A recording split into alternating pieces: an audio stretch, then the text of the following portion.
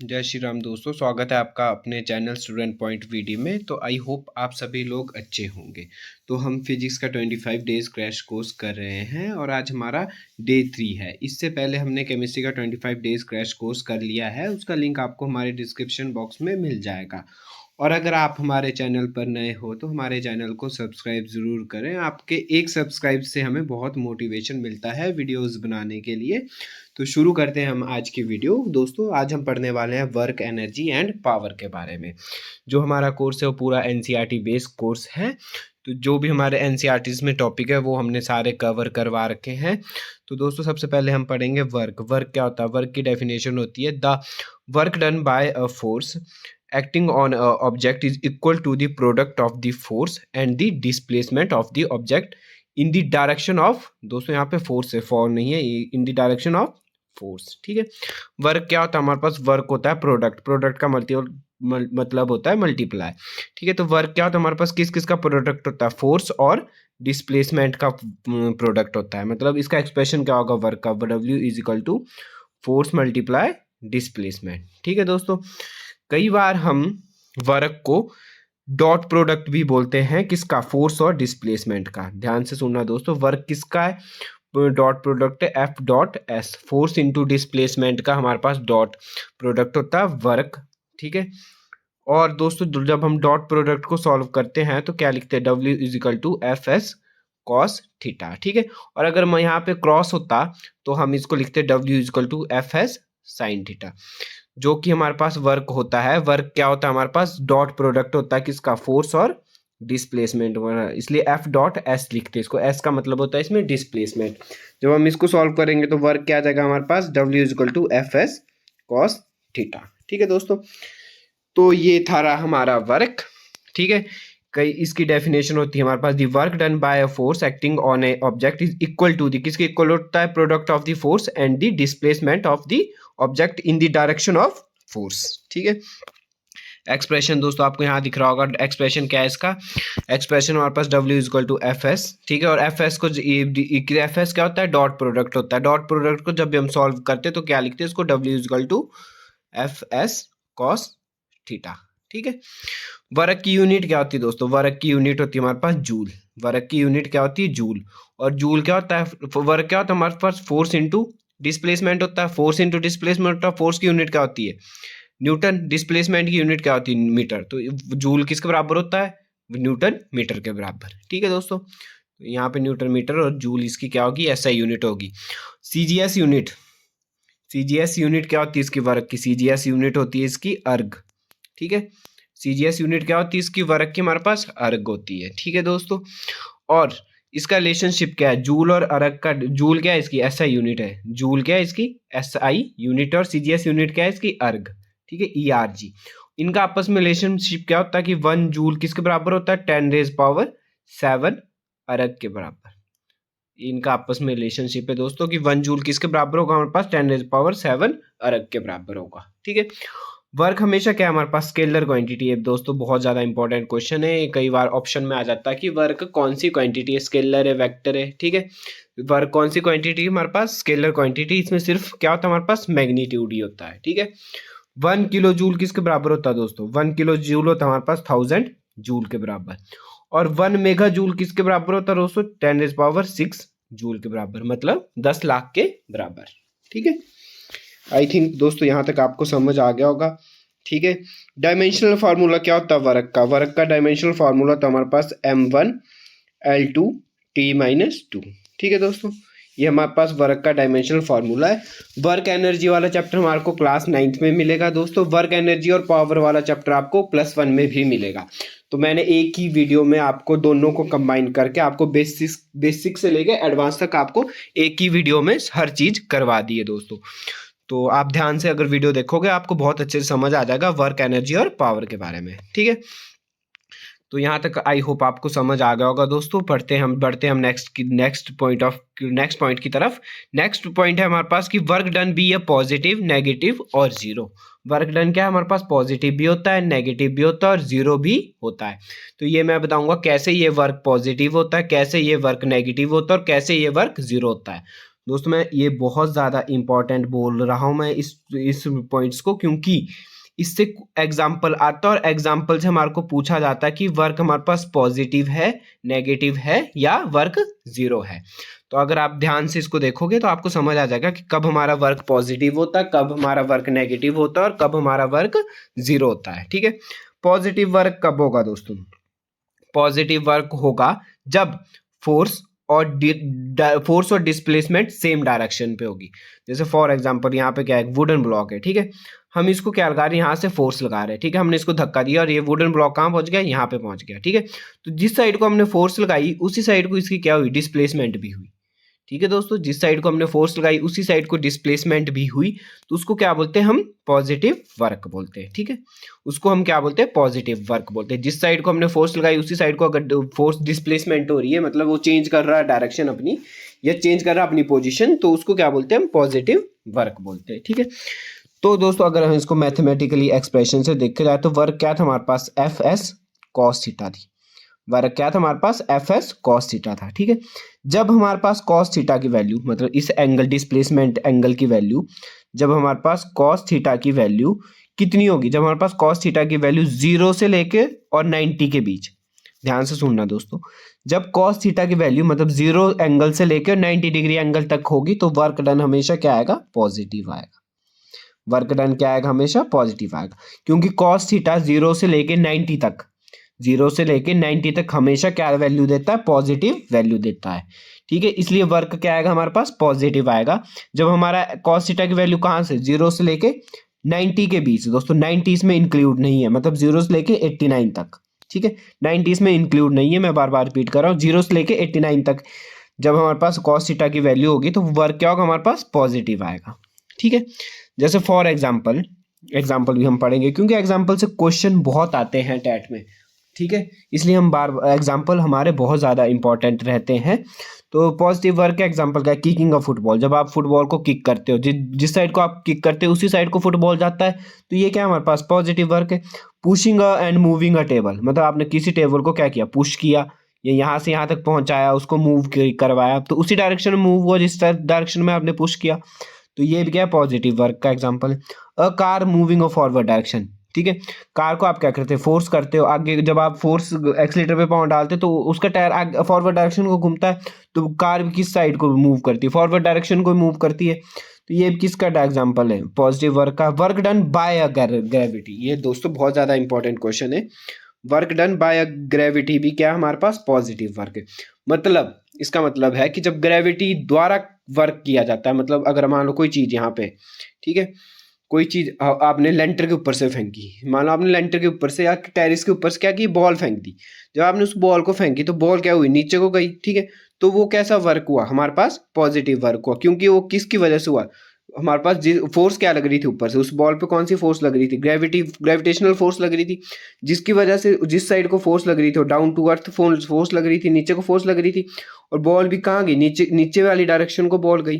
तो ये work done क्या है हमारे पास, पॉजिटिव वर्क डन है। ठीक है, तो ये भी बहुत इंपॉर्टेंट टॉपिक है हमारे पास। फोर्थ पॉइंट बहुत इंपॉर्टेंट एग्जांपल है, फोर्थ पॉइंट, तो इसे भी हमेशा ध्यान से सुनना। या कई बार एग्जांपल पूछ देते हैं कि जब आपने टेरिस से बॉल फेंकी तो उसमें वर्क डन कैसा रहा, पॉजिटिव रहा, नेगेटिव रहा या जीरो रहा, तो वो वर्क डन क्या हुआ, पॉजिटिव हुआ, क्योंकि ऊपर से क्या लग रही, ग्रेविटेशनल फोर्स लग रही थी, ऊपर से ग्रेविटेशनल फोर्स लग रही थी, डाउन नीचे की तरफ को लग रही थी, तो बॉल भी क्या हुई हमारी, नीचे की तरफ को ट्रैवल हुई। तो जिस साइड को फोर्स लगती है उसी साइड को अगर डिस्प्लेसमेंट हो तो वर्क क्या रहता है हमारे पास, पॉजिटिव वर्क रहता है। तो नेक्स्ट बढ़ते हैं हम नेगेटिव वर्क की तरफ। नेगेटिव वर्क क्या है हमारे पास, नेगेटिव वर्क होता है हमारे पास, work done is negative when force acts in a direction opposite to the displacement. मतलब अगर आप फोर्स इस साइड को लगा रहे हो तो और वो मूवमेंट किस साइड को हो रही है, उसकी डिस्प्लेसमेंट इस साइड को हो रही है, तो वर्क डन हमेशा क्या रहता है हमारे पास, नेगेटिव वर्क डन रहता है। ठीक है, इसके जब मैं एग्जांपल दूंगा आप अच्छे से समझ पाओगे कि कैसे ये नेगेटिव वर्क होता है। ठीक है, अभी ये बात याद रखना कि फोर्स जिस साइड को लगती है उसके ऑपोजिट साइड को डिस्प्लेसमेंट होती है किसी चीज की, तो उसको क्या बोलते हैं हम, नेगेटिव वर्क बोलते हैं। ठीक है, तो अब हम एक्सप्रेशन मैथमेटिकली पढ़ लेते हैं। मैथमेटिकल वर्क क्या था, एफ एस कॉस थीटा था। वर्क क्या था हमारे पास, एफ एस कॉस थीटा था। जब इस कॉस थीटा की वैल्यू 90 से ज्यादा होगी, ध्यान रखना 90 से ज्यादा और 180 तक, ठीक है, मतलब ऑब्ट्यूस एंगल, जब भी 90 से ज़्यादा होता है एंगल और 180 के बीच एंगल होता है तो वो कौन सा एंगल होता है? Obtuse angle. तो वर्क उसमें हमेशा क्या होता है? नेगेटिव वर्क होता है, क्योंकि कॉस थीटा की वैल्यू 90 कॉस 90 से अप मतलब 91 92 93 94 95 और 180 तक कॉस थीटा की वैल्यू क्या रहती है? नेगेटिव रहती है। जब हमारे पास कॉस थीटा की वैल्यू ही मतलब ये क्या था हमारे पास? एफ एस कॉस थीटा था। जब हमारे पास इसकी वैल्यू नेगेटिव आ गई तो यहाँ पे क्या आ जाएगा? वर्क डन भी क्या आ जाएगा? नेगेटिव आ जाएगा, एफ डॉट एस आ जाएगा। ठीक है, तो ये क्या रहता है हमारे पास? नेगेटिव वर्क रहता है। तो एग्जाम्पल मैं इसके समझाऊंगा, इसका एग्जाम्पल हम ध्यान से सुनना, जब आप एग्जाम्पल करोगे तो अच्छे समझ आ जाएगा। पहला एग्जाम्पल है the work done by a pulling a water from a well. ठीक है, जब आप क्या करते हो एक कुएं से, जब आप क्या करते हैं कुएं से क्या करते हैं आप, मान लो ये हमारे पास कुआं, आज फिर ड्राइंग पे बात आ गई, ये क्या हमारे पास कुआं है। ठीक है, तो आपने क्या किया, यहाँ पे बाल्टी है, यहाँ पे क्या कोई एक बाल्टी है। ठीक है, तो आप जब इसको क्या करते हो? पुल करते हो ऊपर को, जब इस बाल्टी को ऊपर की तरफ को खींचते हो, कहाँ को? ऊपर की तरफ को खींचते हो, तो वो वर्क कौन सा होता है हमारे पास? नेगेटिव वर्क होता है। क्यों वो नेगेटिव वर्क रहता है, मैं ये बताता हूँ कैसे। क्योंकि आपने फोर्स कहाँ को लगाई? फोर्स कहाँ को लगाई? ध्यान से देखना, सोचो, फोर्स कहाँ को लगाई? ऊपर को लगाई, खींचने को, बाल्टी खींचने के लिए फोर्स ऊपर को लगाई। पर जब आप ऊपर को फोर्स खींच बाल्टी को खींच रहे हो तो ऊपर से कौन सी फोर्स लग रही है? ग्रेविटेशनल फोर्स लग रही है। ऊपर से कौन सी फोर्स लग रही है? ग्रेविटेशनल फोर्स लग रही है।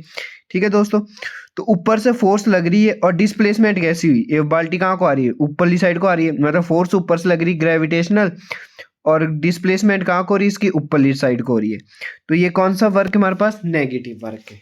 ठीक है दोस्तों, समझ आ गया कैसे ये नेगेटिव वर्क रहा? ठीक है, क्योंकि ऊपर से कौन सी फोर्स लगती है? ग्रेविटेशनल फोर्स लग रही है। ठीक है, बाल्टी कहाँ से, जब ऊपर से फोर्स लग रही है, डिस्प्लेसमेंट कहाँ को हो रही है? ऊपरली साइड को हो रही है। बाल्टी यहाँ से कहाँ को आ रही है? ऊपरली साइड को आ रही है। ठीक है, तो ये वर्क डन कौन सा रहता है हमारे पास? नेगेटिव वर्क रहता है। जब भी आप कुएं से बाल्टी को खींचते हो तो वो वर्क डन कौन सा हमारे पास? नेगेटिव वर्क डन है। बढ़ते हम नेक्स्ट एग्जाम्पल की तरफ। नेक्स्ट एग्जाम्पल हमारे पास the work done by gravity on a rocket goes upward. Same वही कॉन्सेप्ट दोस्तों। ठीक है, ये क्या हो रहा है? रॉकेट, मान लो फिर से रॉकेट बनाना पड़ेगा आपको दोस्तों। ये क्या है? रॉकेट है। ठीक है, तो ये क्या है? जब भी आप रॉकेट है या आप दिवाली में आतिशबाजी चलाते हो तो वो क्या होता है? वो भी हमारे पास वर्क, कौन सा वर्क होता है? नेगेटिव वर्क होता है। ठीक है दोस्तों, क्योंकि ऊपर से तो ग्रेविटेशनल फोर्स लगी रही है। ठीक है, पर वो जो रॉकेट उड़ रहा है वो ग्रेविटेशनल फोर्स के अगेंस्ट जा रहा है, मतलब डिस्प्लेसमेंट उसकी ऑपोजिट डायरेक्शन पे हो रही है।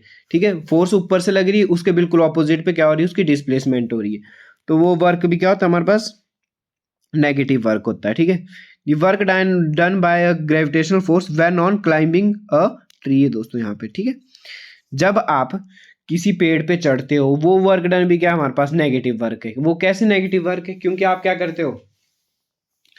अगेंस्ट तो ग्रेविटी चढ़ते हो। ठीक है, नीचे से जब आप पेड़ की तरफ को चढ़ते हो तो आप तो ऊपर की तरफ को चढ़ रहे, फोर्स आपको ऊपर से कौन सी लग रही है? ग्रेविटेशनल फोर्स लग रही है।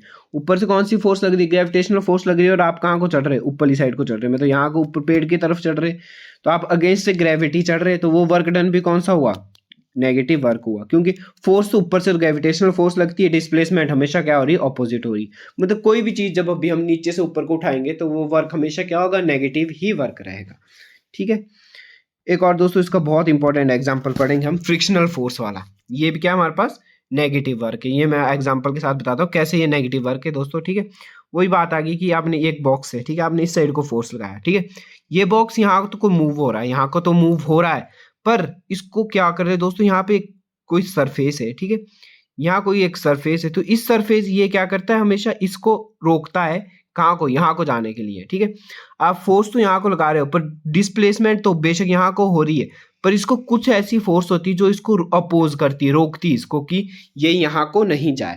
तो ये अगर वो रोक रही उस फोर्स को तो वो क्या हो रहा है? ऑपोजिट हो रही है उस फोर्स के, इस फोर्स के क्या हो रही है? ऑपोजिट हो रही। तो वो भी कैसा वर्क है हमारे पास? नेगेटिव वर्क रहता है। इसलिए फ्रिक्शनल फोर्स भी किसका एग्जाम्पल है दोस्तों? नेगेटिव वर्क का है।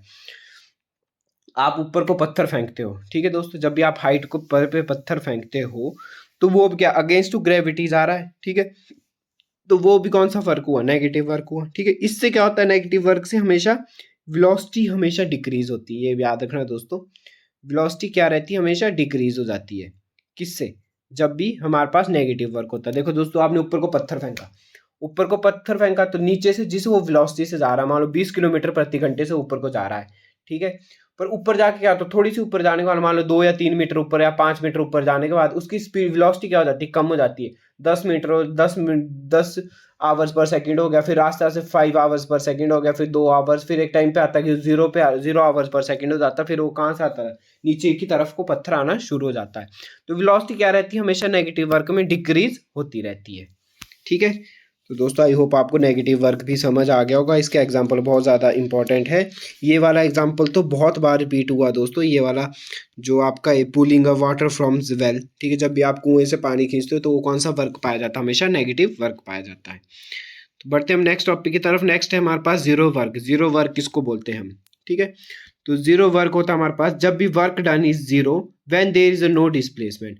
जब भी किसी चीज की कोई बॉक्स है, ठीक है, ये यहाँ से यहाँ को तस ना मस हो रहा है, मतलब हिल नहीं रहा है, अपनी पोजीशन नहीं चेंज कर रहा है, डिस्प्लेसमेंट नहीं हो पा रही, तो उस वर्क को क्या बोलते हैं हम, हमेशा जीरो वर्क बोलते हैं। ठीक है, एक और बात इसमें दोस्तों बहुत इंपॉर्टेंट है याद रखने के लिए कि force is acting perpendicular to the displacement. तब भी वर्क डन क्या रहता है, हमेशा जीरो रहता है। इसका मतलब मैं आपको समझाता हूँ।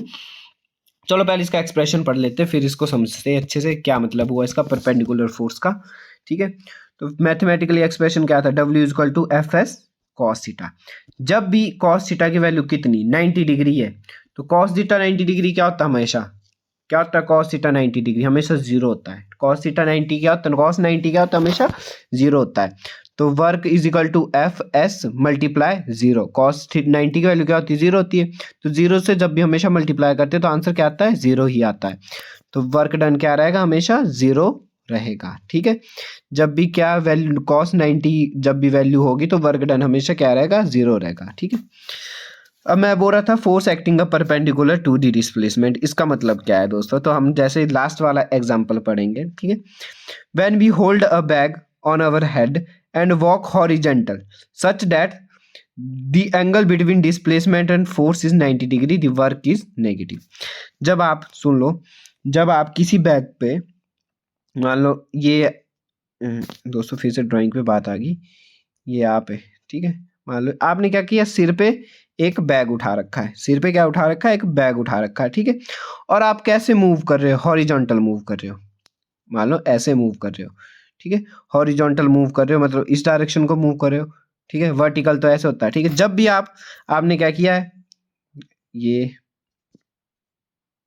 ठीक है, ये मान लो आप है, ठीक है, आपने क्या करा है, सर पे क्या उठा रखा है, बैग उठा रखा है। ठीक है, और आप कैसे मूव कर रहे हो, हॉरिजॉन्टल मूव कर रहे हो, तो वर्क डन क्या रहेगा, हमेशा जीरो रहेगा। वर्क डन हमेशा क्या रहेगा, जीरो रहेगा। वो कैसे रहेगा, क्योंकि देखो दोस्तों ऊपर से क्या लग रही है, फोर्स लग रही है। ठीक है, ऊपर से फोर्स लग रही है, डिस्प्लेसमेंट कहाँ को हो रही है, ऐसे हो रही है। डिस्प्लेसमेंट कहाँ को हो रही है, ऐसे हो रही है। ठीक है, तो जब भी ऊपर से फोर्स लग रही है तो फोर्स कौन सी लग रही है, परपेंडिकुलर लग रही है। परपेंडिकुलर क्या होता है, जब 90 डिग्री पे फोर्स लगती है, और आपकी डिस्प्लेसमेंट क्या हो रही है, वर्टिकल हो रही है। तो इन दोनों के बीच एंगल कौन सा बनता है, जब आप इसको जोड़ेंगे तो ऐसे एंगल कौन सा बना, ये 90 डिग्री एंगल बना।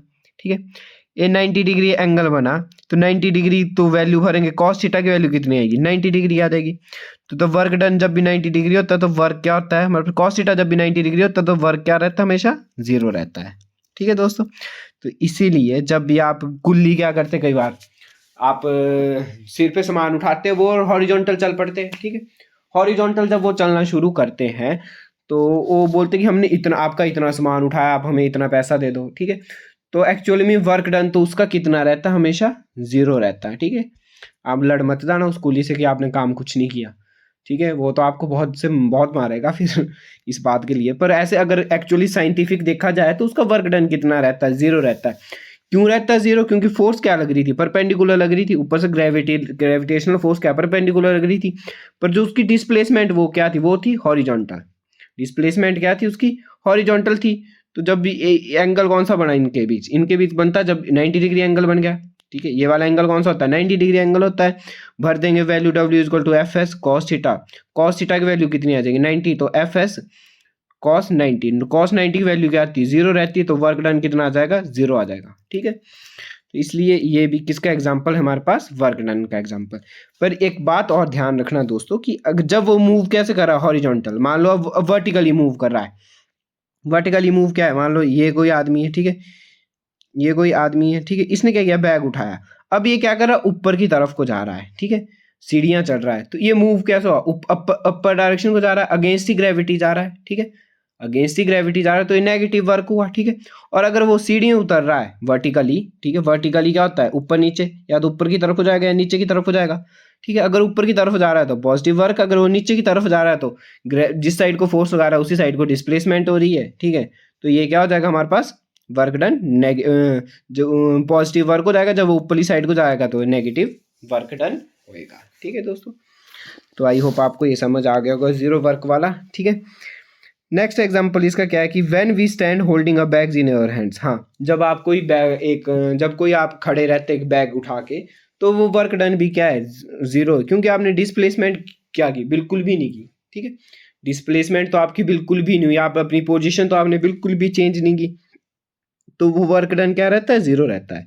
या when we push a wall and they do not move, अगर आप दीवार को धक्का देते हो, ठीक है, दीवार अपनी जगह से तो हिलती नहीं, जब आप बॉल को पुश करते हो तो बॉल ऐसा तो नहीं कि आप पुश करके दूसरी जगह को ले जाते हो, ठीक है। तो डिस्प्लेसमेंट तो ऐसा तो हो नहीं पाता, बॉल तो अपनी जगह से हिलती नहीं, ठीक है। तो अगर अपनी जगह से नहीं हिली तो डिस्प्लेसमेंट नहीं हुआ, मतलब अपनी पोजीशन नहीं चेंज की, पोजीशन नहीं चेंज की तो वर्क डन क्या रहा है, हमेशा जीरो रहेगा, ठीक है। तो जीरो वर्क डन के मैंने आपको एग्जांपल दे दिए, कुछ हम इसके न्यूमेरिकल्स करेंगे। न्यूमेरिकल्स बहुत ज़्यादा इंपॉर्टेंट है, एक दो न्यूमेरिकल्स हमेशा एग्जाम में आता है, ठीक है। तो न्यूमेरिकल्स करने से पहले, न्यूमेरिकल क्या है हमारे पास, a ball of mass 1 kg, ठीक है, a ball of mass 1 kg throw upward, आपने कहा कि अपवर्ड डायरेक्शन को फेंका, reach a maximum height of 4 metre, उसने ज़्यादा से ज़्यादा कितना तक गया, 4 मीटर तक गया। Calculate the work done by the force of gravity during the vertical displacement, आपने इसके वर्क डन निकालना जब उसकी वर्टिकल डिस्प्लेसमेंट हुई, ठीक है दोस्तों। तो पहले जो चीज़ें दी होती है वो तो हमेशा लिखनी चाहिए। फोर्स क्या होता है, फोर्स का फार्मूला क्या होता है दोस्तों, फोर्स का फार्मूला क्या होता है, हमने फर्स्ट वाली वीडियोस में कर रखा है। फोर्स किसके बराबर होता है, मास इंटू एक्सलेशन, फोर्स किसके बराबर होता है, मास इंटू एक्सलेशन, ठीक है। तो जो ये जो हमारा एक्सलेशन की यूनिट क्या होती है, मीटर, ms-2 होती है, हमने फर्स्ट पहली वाली वीडियोस में कर रखा दोस्तों, डे 1 वाली वीडियोस में, ठीक है। तो इसमें 10 क्या दे रखा है, एक्सलेशन दे रखा है, 10 ms-2 लिखा है, तो एक 10 क्या दे रखा है हमारे पास, एक्सलेशन दे रखा है।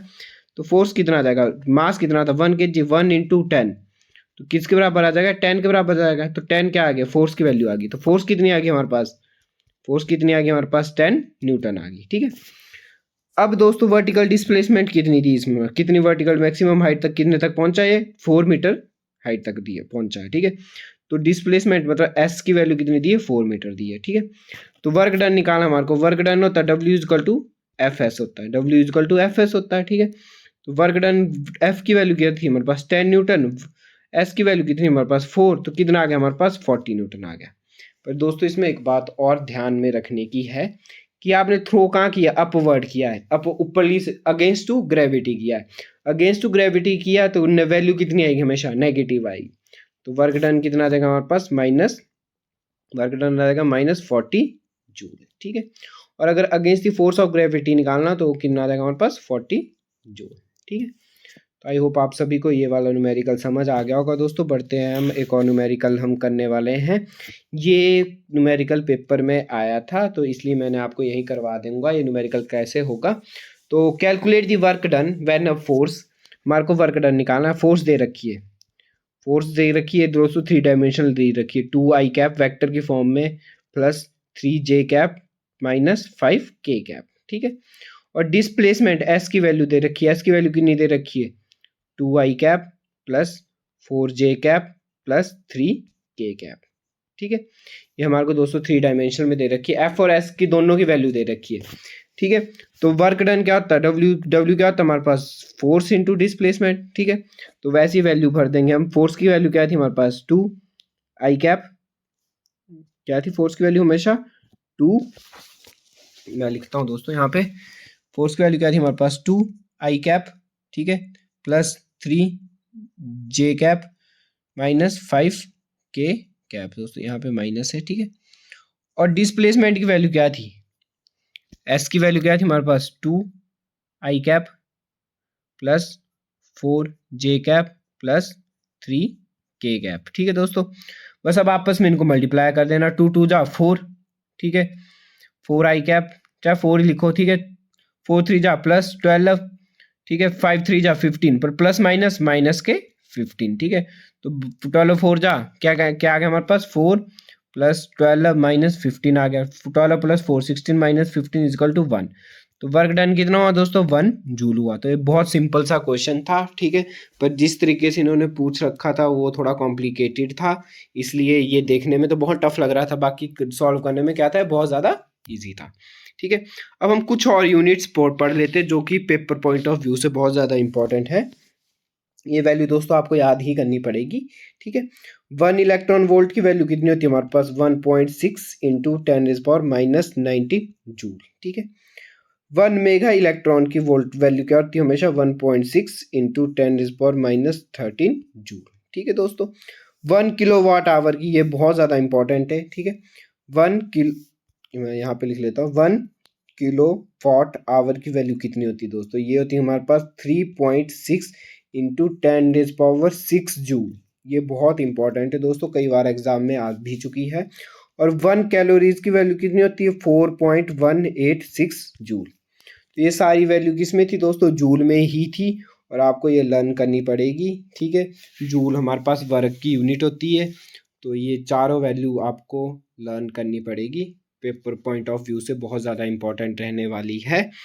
तो बढ़ते हैं हम नेक्स्ट क्वेश्चन की तरफ, नेक्स्ट टॉपिक की तरफ। नेक्स्ट टॉपिक है हमारा एनर्जी, ठीक है दोस्तों। एनर्जी क्या होती है, एनर्जी हमारे पास होती है energy of an object is defined as the capacity for doing work. आप में कितनी कैपेसिटी है काम करने की, उसको क्या बोलते हैं हम एनर्जी बोलते हैं, ठीक है। एनर्जी हमारे पास, एनर्जी की यूनिट क्या होती है हमेशा, एनर्जी की यूनिट भी सेम होती है जो हमारे पास वर्क की थी। वर्क की यूनिट क्या थी हमारे पास जूल, तो एनर्जी की यूनिट भी क्या रहती है जूल ही रहती है। डायमेंशनल फार्मूला भी इसका दोस्तों सेम रहता है। डायमेंशनल फार्मूला क्या था वर्क का, mL2T-2 हमारे पास डायमेंशनल फार्मूला था वर्क का, तो एनर्जी का भी डायमेंशनल फार्मूला क्या रहता है हमेशा सेम रहता है, ठीक है दोस्तों। और लीनियर मोमेंटम और इम्पल्स का डायमेंशनल फार्मूला भी क्या रहता है सेम रहता है, ये भी हमने पिछली वीडियोस में कर रखा है। बढ़ते हैं हम नेक्स्ट की तरफ। मैकेनिकल एनर्जी क्या है हमारे पास, मैकेनिकल एनर्जी होती है हमारे पास सम ऑफ काइनेटिक एनर्जी, ये क्वेश्चन भी आया था, sum of kinetic energy plus potential energy. Mechanical energy क्या होता है, सम होता है किस किस का, kinetic energy plus potential energy का सम रहता है, ठीक है। तो ये क्वेश्चन भी हमारे पास HP टेट में आ रखा है कि मैकेनिकल एनर्जी क्या होती है, it is the sum of the kinetic energy और पोटेंशियल एनर्जी। बढ़ते हैं हम, पढ़ते हैं अब क्या नेक्स्ट है हमारे पास काइनेटिक एनर्जी। काइनेटिक एनर्जी होती क्या है, ठीक है। काइनेटिक एनर्जी होती दी energy possessed by body by virtuous of its motion. जब भी कोई बॉडी हमारे पास कब मोशन में होती है तो उसको हम कैसे किस में डिनोट करते हैं, काइनेटिक एनर्जी में डिनोट करते हैं। एनर्जी के टर्म में कौन सी एनर्जी होती है, वो काइनेटिक एनर्जी होती है जब भी कोई चीज़ हमारे पास किस में मोशन में, ठीक है। इसका काइनेटिक एनर्जी का एक्सप्रेशन क्या है हमारे पास, kinetic energy is equal to, क्योंकि दोस्तों एक्सप्रेशन तो मैं यहाँ पे करवाऊंगा नहीं क्योंकि एक्सप्रेशन कभी भी पेपर में नहीं आते, तो मैं डायरेक्ट यहाँ पे एक्सप्रेशन लिख दूंगा, ठीक है। काइनेटिक एनर्जी का एक्सप्रेशन क्या है हमारे पास, हाफ mv² हमारे पास काइनेटिक एनर्जी का एक्सप्रेशन रहता है, ठीक है। और ये ड्राइव्ड कहाँ से होती है हमारे पास, ड्राइव्ड होती है हमारे पास Newton second law of motion से। कहाँ से हम इसको ड्राइव करते हैं, Newton second law of motion से हम इसको ड्राइव करते हैं दोस्तों।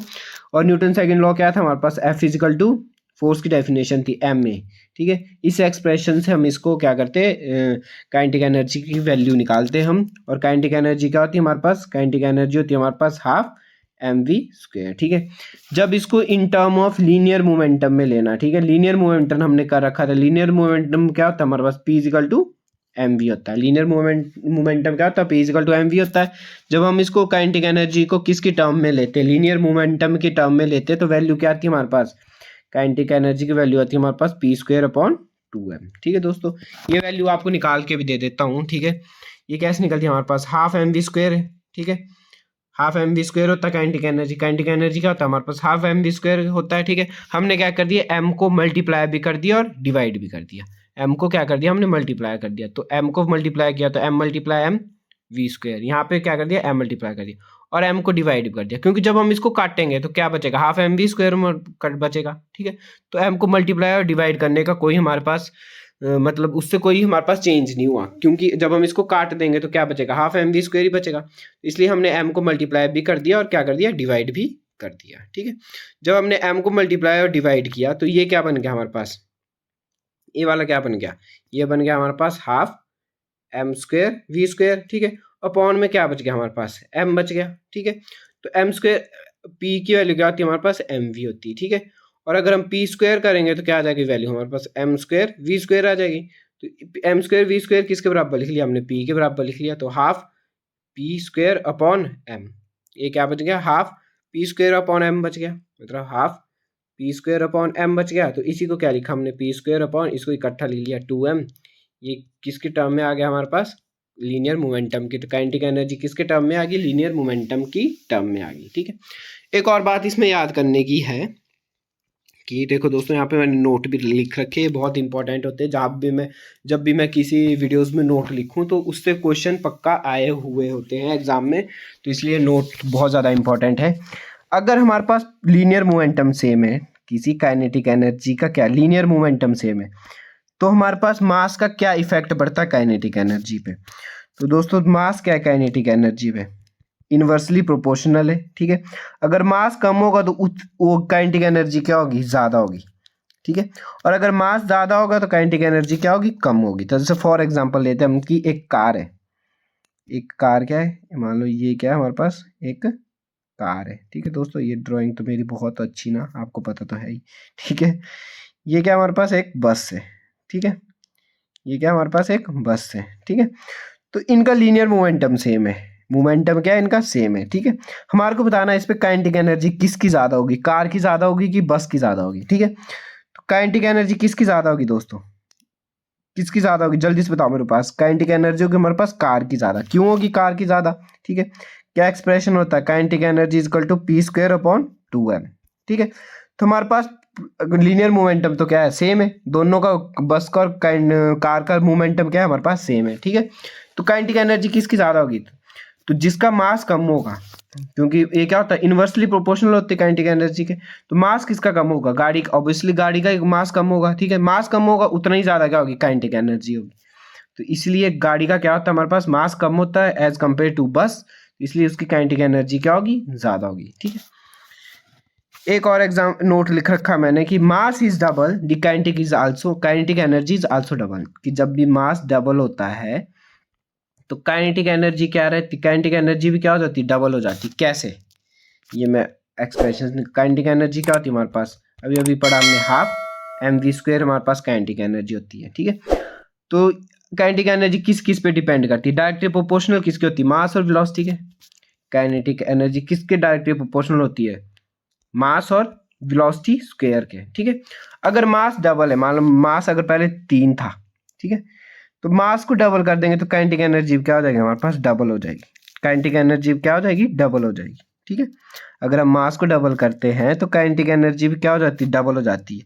और अगर हम, ध्यान से सुनना दोस्तों, अगर हम वेलोसिटी को डबल करते हैं, किसको, अगर हम वेलोसिटी को डबल करते हैं तो काइनेटिक एनर्जी क्या हो जाती है हमारे पास, 4 गुना हो जाती है, ठीक है, 4 टाइम्स हो जाती है। काइनेटिक एनर्जी क्या हो जाती है हमारे पास, 4 टाइम्स हो जाती है, ठीक है। जैसे फॉर एग्जांपल अगर वेलोसिटी मान लो 2 है, ठीक है, और मास भी कितना है, 2 है, ठीक है। तो अगर हमने क्या किया, हमने किया वेलोसिटी डबल कर दी, मतलब 2 से कितनी करी, पहले कितनी आ रही थी, जैसे फॉर एग्जांपल क्या था हमारे पास expression, half M v square था। हमने क्या दिया, पहले इनिशियल, इस साइड लिखते हैं हम इनिशियल, पहले मास कितना था 2, वेलोसिटी कितनी थी 2, ठीक है। तो हमारे पास कितनी आई है, ठीक, ये आ गया हमारे पास, इसका स्क्वायर हो जाएगा 4 2 जा 2 2 जा 4 4 2 जा 8 डिवाइड बाई 2 कितनी आ गई, 4 आ गई, ठीक है। और अगर हमारे पास, अब हमने क्या कर दी, वेलोसिटी डबल कर दी, वेलोसिटी क्या कर दी, डबल कर दी। तो मतलब 2 थी पहले, अब वेलोसिटी कितनी कर दी, 4 कर दी, 2 इंटू 4 का स्क्वायर, ठीक है। तो ये कितनी आ जाएगी, 2 इंटू 16, 16 2 जा 32, 32 डिवाइड बाई 2 कितना आ गया है, 16 आ गया।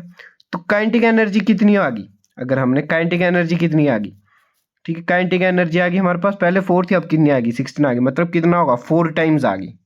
काइनेटिक एनर्जी कितनी आ गई, 4 टाइम्स आ गई। इसीलिए ध्यान से देखना कि जब हम मास को डबल करते हैं तो काइनेटिक एनर्जी सिर्फ डबल होती है, पर जब हम वेलोसिटी को डबल करते हैं तो काइनेटिक एनर्जी कितनी हो जाती है, 4 टाइम्स हो जाती है। कैसे, क्योंकि वेलोसिटी के साथ क्या था, स्क्वायर था, ठीक है। इसके एक्सप्रेशन में वेलोसिटी के साथ क्या था, स्क्वायर था। तो दोस्तों आई होप आपको यहाँ तक समझ आ गया होगा। बढ़ते हम वर्क एनर्जी थ्योरम की तरफ। तो वर्क एनर्जी थ्योरम क्या है, W is equal to half M V square minus W is equal to half M U square. ठीक है, V क्या है इसमें, फाइनल वेलोसिटी, U क्या है, इनिशियल वेलोसिटी। जब हम फाइनल से इनिशियल को माइनस करते हैं तो क्या आ जाती है हमारे पास, वर्क एनर्जी थ्योरम आ जाती है। ठीक है, अगर दोस्तों इसमें मेन पॉइंट ये है कि अगर U की वैल्यू ज़्यादा है, मतलब इनिशियल की वैल्यू ज़्यादा, तो वर्क डन किस में आएगा, नेगेटिव में आएगा। ठीक है, और अगर हमारे पास V की वैल्यू ज़्यादा है, अगर हमारे पास V की वैल्यू ज़्यादा है तो वर्क किस में आ जाएगा, पॉजिटिव में आएगा। मतलब अगर फाइनल वेलोसिटी ज़्यादा है तो वर्क पॉजिटिव में आएगा, अगर इनिशियल वेलोसिटी ज़्यादा है तो वर्क किस में आएगा, नेगेटिव में आएगा। ठीक है दोस्तों, बढ़ते हम पोटेंशियल एनर्जी की तरफ। ये भी हमारा क्या बहुत इंपॉर्टेंट टॉपिक है। दी energy possessed by a body by virtuous of its position and configuration is called a potential energy. तो मैं जनरल टर्म में बताता हूँ आपको पोटेंशियल एनर्जी क्या होती है। जब भी हमेशा पोजीशन और कॉन्फ़िगरेशन पे बात आती है किसी बॉडी की, कि उसकी पोजीशन क्या रही है, वो सर्टेन हाइट से गिर रही है, ठीक है, या आप ऊपर वो हाइट को फेंक रहे हो आप, मतलब उसकी पोजीशन पे जब भी हमारे बॉडी की बात आती है तो वो क्या कहलाती है, हमेशा पोटेंशियल एनर्जी कराती है। तो इसका expression W equal to M G H इसका एक्सप्रेशन रहता है। ठीक है, एम इसमें मास, जी इसमें ग्रेविटी की वैल्यू और एच इसमें हाइट रहती है। ठीक है दोस्तों, तो पोटेंशियल एनर्जी हमारे पास दो प्रकार की होती है, कौन कौन सी, ग्रेविटेशनल और elastic potential energy. Gravitational energy होती है जब आप अगेंस्ट द ग्रेविटी काम करोगे, ठीक है, तो W की वैल्यू हमारे पास माइनस एम जी एच आ जाएगी, और जब आप ड्यू टू ग्रेविटी काम करोगे तो W की वैल्यू क्या आ जाएगी हमारे पास, एम जी एच आएगी। ठीक है, अगेंस्ट का मतलब जब आप ऊपर को पत्थर फेंकोगे, ठीक है, तो ग्रेविटी के अगेंस्ट फेंक रहे हो तो नेगेटिव में वैल्यू आएगी, और जब ऊपर से नीचे को पत्थर फेंक रहे हो तो ग्रेविटी के साथ ही फेंक रहे हो तो उसकी वैल्यू क्या आ जाएगी, पॉजिटिव आ जाएगी।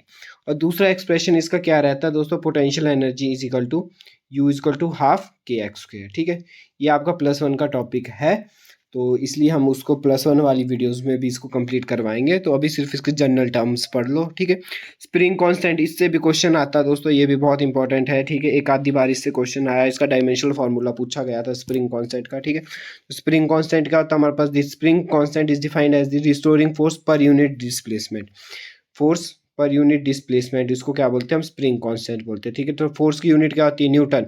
डिस्प्लेसमेंट की यूनिट क्या होती है हमारे पास, ठीक है, डिस्प्लेसमेंट की क्या होती है, मीटर। जब हम इसको ऊपर ले जाएंगे तो ये क्या बन जाएगा, न्यूटन मीटर इनवर्स बन जाएगा।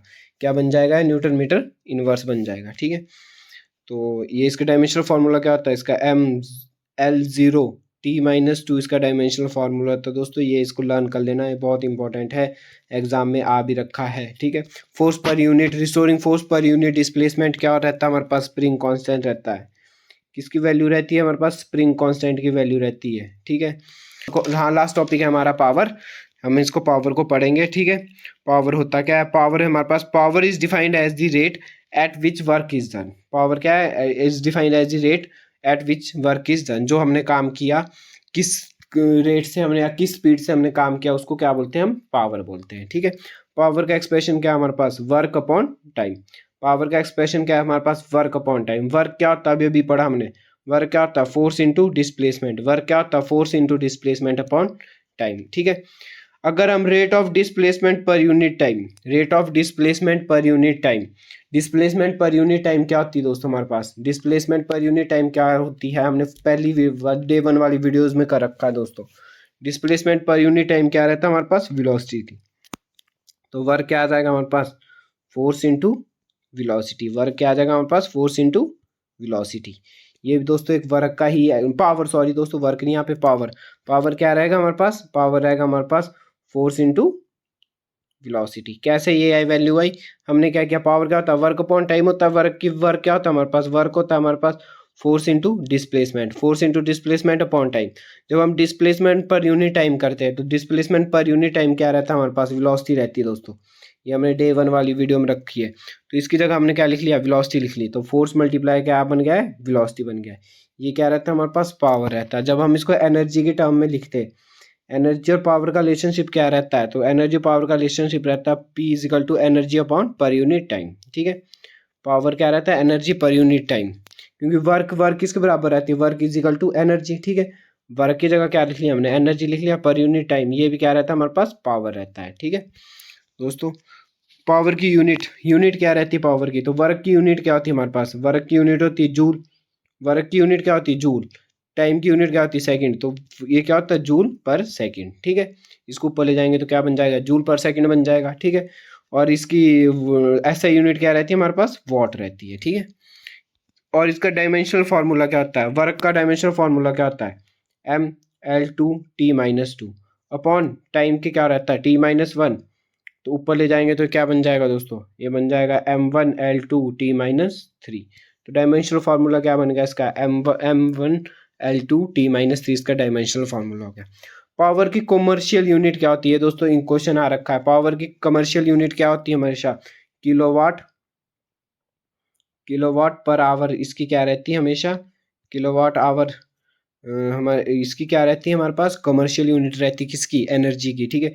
इसको हम बोटू के नाम से भी जानते हैं, ठीक है। आपने पहली बार इस नाम सुना होगा बोटू। इसका एक नाम दे रखा है किसको? एनर्जी को। एनर्जी की यूनिट ही एक यूनिट को क्या देकर नाम दे रखा है इन्होंने? बोटू नाम देकर दे रखा है। इसकी फुल फॉर्म क्या होती है दोस्तों? इसकी फुल फॉर्म होती है बोर्ड ऑफ ट्रेड यूनिट। इसकी फुल फॉर्म क्या होती है? बोर्ड ऑफ ट्रेड यूनिट, ठीक है दोस्तों। अभी तक पेपर में तो आ नहीं रखी है, पर आप इसको ध्यान रखना। बोर्ड ऑफ ट्रेड यूनिट किसकी यूनिट रहती है हमेशा? कमर्शियल यूनिट ऑफ एनर्जी रहती है, ठीक है। ये बहुत इंपॉर्टेंट है, ठीक है। तो ये भी हम कर लेते हैं। 1 किलोवाट क्या होता है दोस्तों? 1 किलोवाट होता है हमेशा किसके बराबर होता है? 1000 वाट के बराबर। कई बार डायरेक्ट क्वेश्चन आ जाता है इसके। 1 हॉर्स पावर किसके बराबर होता है? 746 वाट के बराबर। 1 हॉर्स पावर किसके बराबर होता है? 746 वाट के बराबर। और 1 किलोवाट आवर किसके बराबर होता है? ये होता है हमारे पेशा 3.6 इंटू 10⁻6 जूल के बराबर, ठीक है। इसका मतलब है कई बार ये क्या करते हैं? जनरल टर्म में लिख देते। तो अगर हम इसका पॉइंट हटा देंगे तो क्या बन जाएगा? 36/10 बन जाएगा। एक जीरो से एक जीरो कट जाएगी तो ये क्या बन जाएगा? 36 इंटू 10⁻5। तो मतलब कितनी जीरो इसमें? 5 जीरो है। तो 36, 1 2 3 4 5, 36 लाख भी क्या है? इसके वैल्यू है, ठीक है। और अगर इसको 10⁻6 किसके बराबर होता है? अभी अभी हमने कर रखा था, वो क्या होता है? मेगा जूल होता है, ठीक है। तो इसलिए 3.6 इंटू 10⁻6 था, ठीक है। इसकी जगह क्या लिख देंगे हम? मेगा जूल लिख देंगे। मतलब 3.6 मेगा जूल भी हमेशा वैल्यू होती है किसकी? 1 किलोवाट आवर की। तो ऑप्शन में दोस्तों कई बार 3.6 इंटू 10⁻6 भी हो सकता है, या ऑप्शन में क्या देखा इन्होंने? 36 लाख दे रखा होगा, ठीक है, या 3.6 मेगा जूल दे रखा होगा। तो ये तीनों ही ऑप्शन क्या है? सही होते हैं, ठीक है। तो आप वहाँ पर कंफ्यूजन मत होना कि कैसे ये, ठीक है, वैल्यू आई। अच्छा, इसकी वैल्यू भी हम निकाल के मैं बता देता हूँ। ये वैल्यू कैसे आई? 1 किलोवाट आवर की वैल्यू इतनी कैसे आई, ठीक है। तो इसकी वैल्यू आती है हमारे पास, ठीक है। 1 किलोवाट किसके बराबर होता है? ये क्या होता है हमेशा? 1 किलोवाट मल्टीप्लाई पर आवर पूछा तो आवर, ठीक है। तो 1 किलोवाट किसके बराबर होता है? 1000 के बराबर, ठीक है। 1 किलोवाट किसके बराबर? 1000 के बराबर। आवर को किस में? पहले मिनट में चेंज करना। 60 मिनट को किसको में चेंज कर दिया? सेकंड में चेंज किया। तो 1000 मल्टीप्लाई 3600। तो 1000 मल्टीप्लाई कितना हुआ? 3600 हुआ, ठीक है। तो कितनी है? जीरो आ गई। 36 लाख बन गया। 1 2 3 4 5। तो ये क्या बन गया? 36 लाख जूल बन गया। जब हमने इसको पॉइंट में लिखा तो यहाँ पॉइंट लगा दिया तो ये क्या बन जाएगा? 3.6 इंटू 10⁻6 बन गया। या हम इसको क्या लिखते हैं? 3.6 इंटू मेगा जूल भी लिखते हैं, ठीक है। तो ये तीनों ही बहुत इंपॉर्टेंट है। अब हम लास्ट में क्या करते हैं दोस्तों? इंपॉर्टेंट क्वेश्चंस करते हैं। हर एक वीडियोस के लास्ट में मैं आपको इंपॉर्टेंट क्वेश्चंस करवाता हूँ, जो हमारे एग्जाम पॉइंट ऑफ व्यू से बहुत ज़्यादा इंपॉर्टेंट रहते हैं। तो बढ़ते हैं हम पहले क्वेश्चन की तरफ। दोस्तों, अगर आपको हमारी वीडियोस पसंद आ रही है तो हमारी वीडियोस को लाइक ज़रूर करें और शेयर ज़रूर करें, ठीक है। और हमारे चैनल को सब्सक्राइब भी ज़रूर करें। आपके एक सब्सक्राइब करने से भी हमें बहुत ज़्यादा मोटिवेशन मिलता है। तो दोस्तों, हमारे चैनल को ज़रूर लाइक और सब्सक्राइब करें, ठीक है। और नोट्स हमेशा साथ साथ बनाते रहें, ठीक है। वैसे आपको इसकी पीडीएफ हमारे टेलीग्राम चैनल पर बिल्कुल फ्री मिल जाएगी, जिसका लिंक आपको हमारे डिस्क्रिप्शन बॉक्स में मिल जाएगा, ठीक है दोस्तों। और अब हमने नया कॉन्सेप्ट लेके आ रहे हैं। जो भी हमारी वीडियोस को लाइक शेयर और कमेंट, जो भी हमारी जिस वीडियोस पे भी हमारा डेली कमेंट करेगा, जो भी बंदा हमारी वीडियोस पे डेली कमेंट करेगा, उसके लिए हम स्पेशल पीडीएफ प्रोवाइड करवाएंगे, ठीक है। टेलीग्राम चैनल पे उसके लिए स्पेशल पीडीएफ प्रोवाइड करवाई जाएगी, जो भी हमारे चैनल पे लाइक कमेंट और शेयर करेगा, ठीक है दोस्तों। तो पहले क्वेश्चन की तरफ बढ़ते हैं हम। पहला क्वेश्चन है हमारा, what is the SI unit of work? Work की एसआई यूनिट क्या है दोस्तों? तो ये हमने कर रखा है। इसका यूनिट, इसका आंसर आप कमेंट बॉक्स में ही देना, ठीक है। तो ये भी कर रखा हमने। तो ऐसा यूनिट ऑफ वर्क क्या होती है, ठीक है, वाट होती है, जूल होती है, न्यूटन होती है कि पास्कल होती है। तो इसका आंसर हमारे पास जूल। ठीक है, नेक्स्ट क्वेश्चन हमारे पास फ्रिक्शनल फोर्स किसका एग्जाम्पल। तो दोस्तों ये भी हमने कर रखा अभी। फ्रिक्शनल फोर्स किसका एग्जाम्पल है, पॉजिटिव वर्क का, नेगेटिव वर्क का, जीरो वर्क का या नन ऑफ दिस। तो ये किसका एग्जाम्पल है हमारे पास, नेगेटिव वर्क का।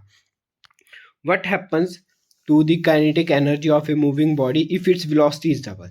तो दोस्तों अभी मैंने आपको समझाया कि अगर वेलोसिटी को हम डबल कर देते तो काइनेटिक एनर्जी क्या हो जाती है। काइनेटिक एनर्जी का वो क्या था हमारे पास, हाफ mv²। ठीक है, अगर हम वेलोसिटी को डबल कर देते तो काइनेटिक एनर्जी कितनी बार आ जाती है, 4 टाइम्स आ जाती है। ठीक है, अभी हमने इसका एग्जाम्पल भी किया था दोस्तों। तो इसका आंसर क्या होना था, ऑप्शन नंबर सी इसका राइट आंसर होना था। बढ़ते हम नेक्स्ट की तरफ। नेक्स्ट हमारे पास what is the full form of बोटू। तो इसकी फुल फॉर्म क्या होती है, बोटू होता क्या है, वैसे यूनिट ही है किसकी, एनर्जी की। ठीक है, जो एक बोर्ड ने डिसाइड कर रखी है। ठीक है, तो इसकी फुल फॉर्म क्या है, board of trade unit. Option number B इसका राइट आंसर है। ठीक है, बढ़ते हम नेक्स्ट क्वेश्चन की तरफ। Name the scientist who has discovered the law of conservation of energy. Conservation of energy किसने डिस्कवर किया था, वो किया था हमारे पास जे रॉबर्ट मेयर ने। ऑप्शन नंबर ए इसका राइट आंसर है। बढ़ते हम नेक्स्ट क्वेश्चन की तरफ। The energy possessed by a body by virtues of its position is called। यहाँ पे ध्यान से रखना दोस्तों, तो पोजीशन की बात करी तो वो कौन सी एनर्जी होती है जो पोजीशन की बात करती है, mechanical energy, potential energy, kinetic energy या लाइट एनर्जी। तो ये आपका क्वेश्चन ऑफ द डे। इसका आंसर आप हमें कमेंट बॉक्स में देना दोस्तों। ठीक है, और अगर आपको हमारी वीडियो पसंद आ रही हो तो वीडियो को लाइक और शेयर ज़रूर करना। और अगर हम हमारे चैनल पर नए हो तो हमारे चैनल को क्या क्या करना दोस्तों, सब्सक्राइब ज़रूर करना। ठीक है दोस्तों, तो आज के लिए धन्यवाद आपका बहुत बहुत। Thanks for watching this video.